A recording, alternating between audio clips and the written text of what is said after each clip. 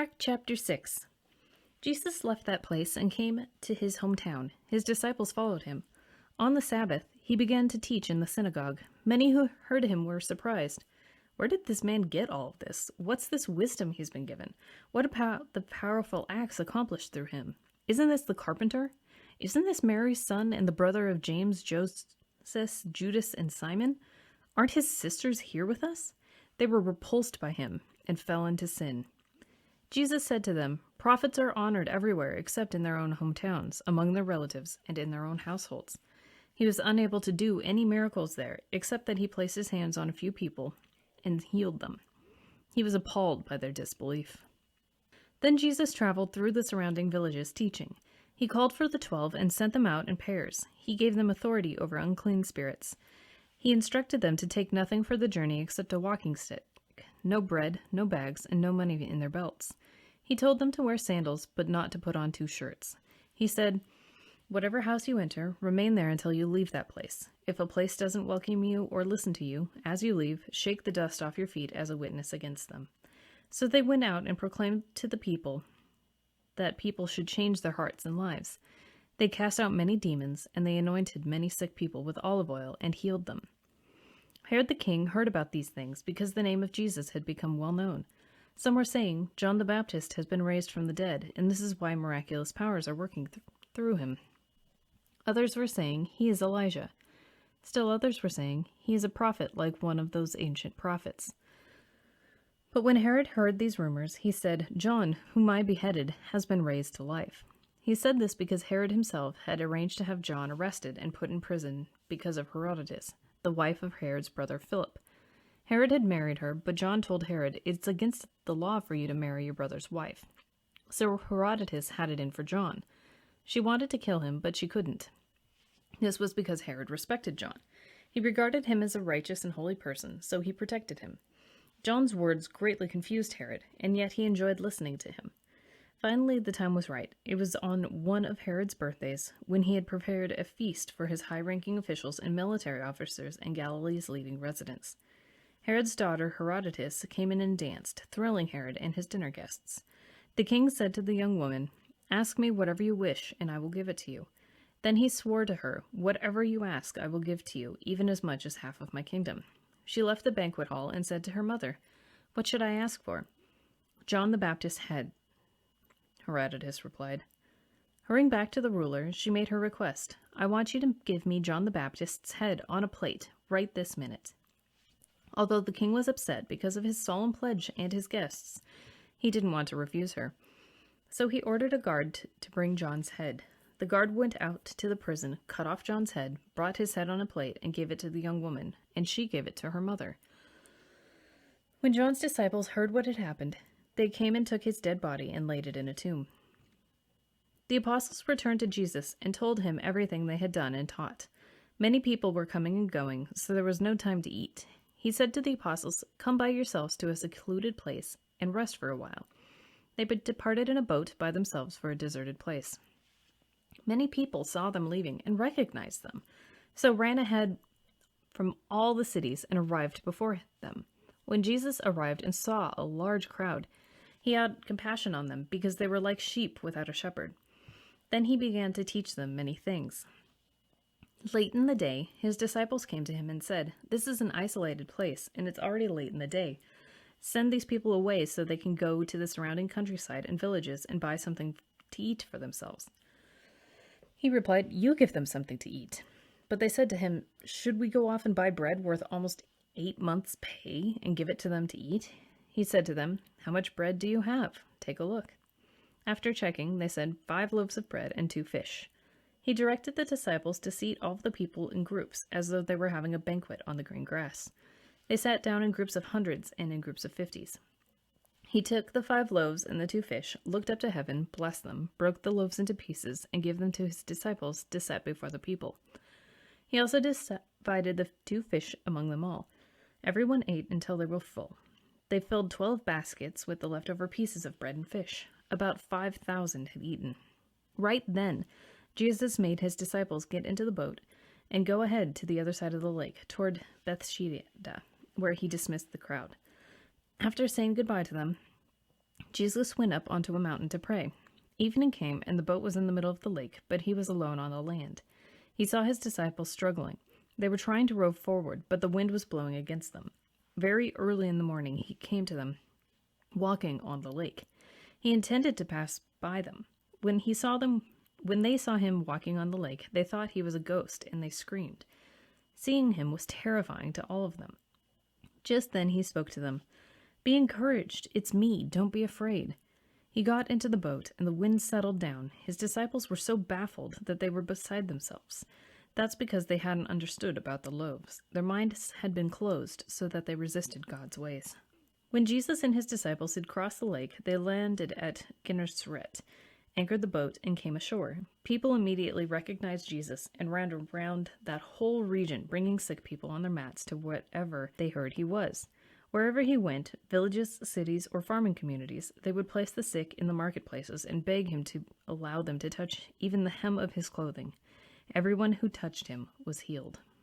The Pharisees and some of the teachers of the law who had come from Jerusalem gathered round Jesus and saw some of his disciples eating food with their hands that were defiled, that is, unwashed. The Pharisees and all the Jews did not eat unless they give their hands a ceremonial washing, holding to the tradition of the elders. When they come from the marketplace, they do not eat unless they wash, and they observe many other traditions, such as the washing of cups, pitchers, and kettles. So the Pharisees and the teachers of the law asked Jesus, "Why don't your disciples live according to the tradition of the elders, instead of eating their food with defiled hands?" He replied, "Isaiah was right when he prophesied about you, hypocrites, as it is written, 'These people honor me with their lips, but their hearts are far from me. They worship me in vain. Their teachings are merely human rules.' You have let go of the commands of God and are holding on to human traditions."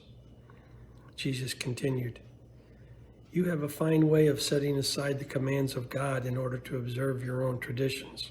For Moses said, 'Honor your father and mother,' and anyone who curses their father or mother is to be put to death.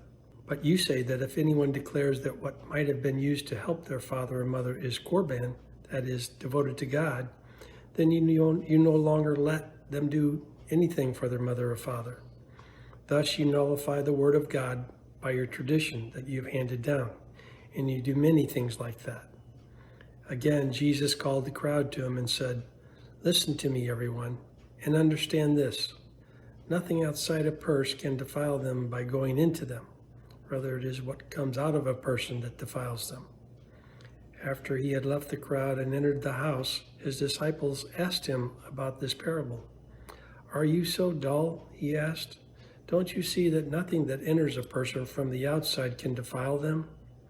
For it doesn't go into their heart, but into their stomach, and then out of the body."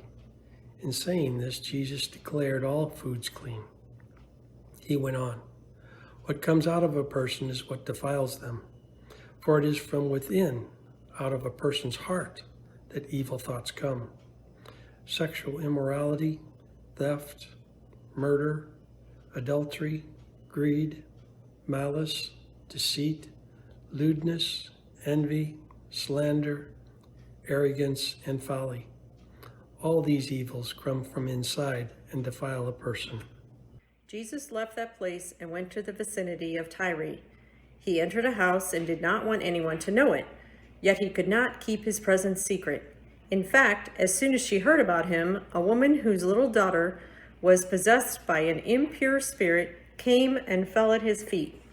The woman was a Greek, born in Syrian Phoenicia. She begged Jesus to drive the demon out of her daughter. "First, let the children eat all they want," he told her, "for it is not right to take the children's bread and toss it to the dogs." "Lord," she replied, "even the dogs under the table eat the children's crumbs." Then he told her, "For such a reply, you may go. The demon has left your daughter." She went home and found her child lying on the bed and the demon gone. Then Jesus left the vicinity of Tyre and went through Sidon down to the Sea of Galilee and into the region of the Decapolis. There some people brought to him a man who was deaf and who could hardly talk, and they begged Jesus to place his hand on him. After he took him aside, away from the crowd, Jesus put his fingers into the man's ears. Then he spit and touched the man's tongue.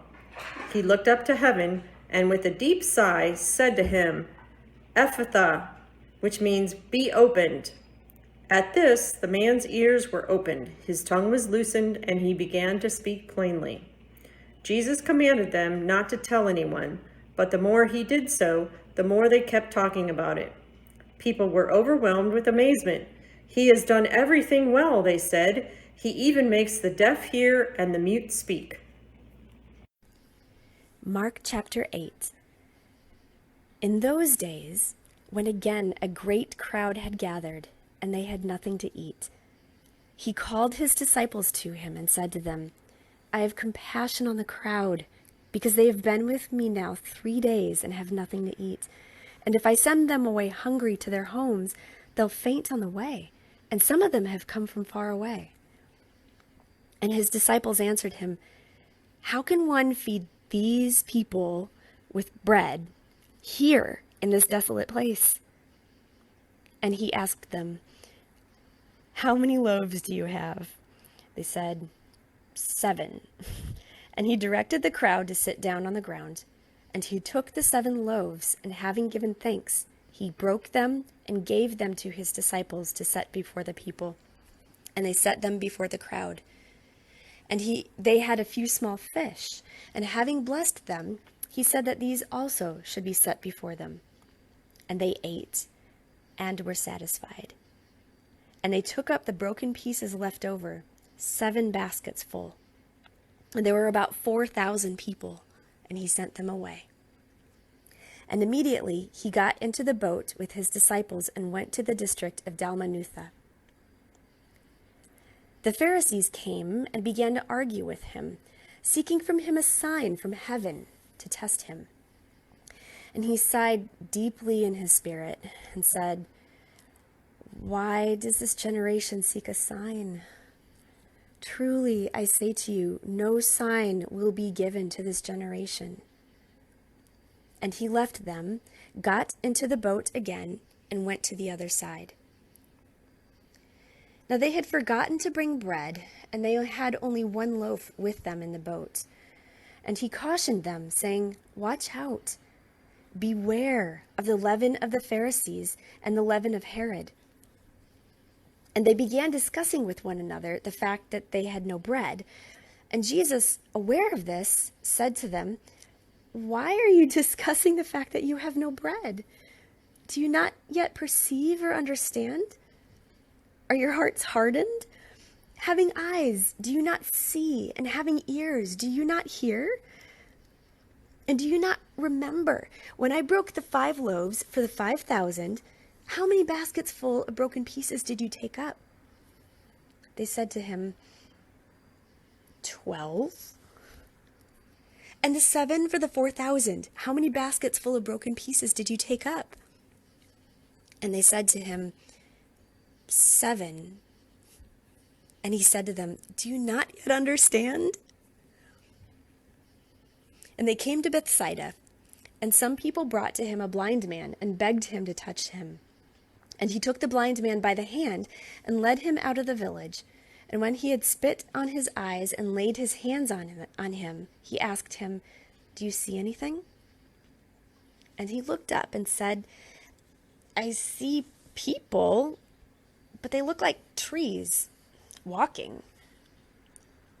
Then Jesus laid his hands on his eyes again, and he opened his eyes. His sight was restored, and he saw everything clearly. And he sent him to his home, saying, "Do not even enter the village." And Jesus went on with his disciples to the villages of Caesarea Philippi. And on the way he asked his disciples, "Who do people say that I am?" And they told him, "John the Baptist, and others say Elijah, and others one of the prophets." And he asked them, "But who do you say that I am?" Peter answered him, "You are the Christ."